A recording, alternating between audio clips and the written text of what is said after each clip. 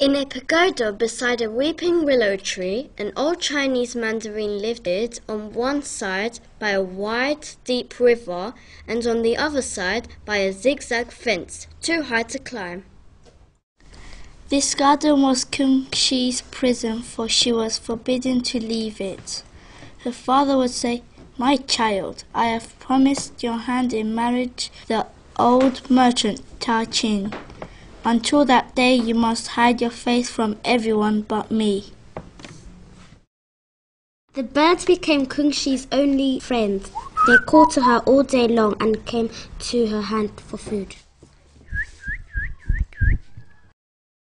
On a hill near